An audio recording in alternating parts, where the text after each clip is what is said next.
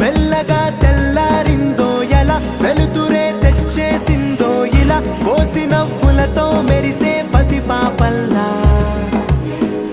చేదతో బావులలో గలగల చెరువులో బాతుల ఈతల కళ చేదుగా ఉన్న వేపను నమిలే వేళ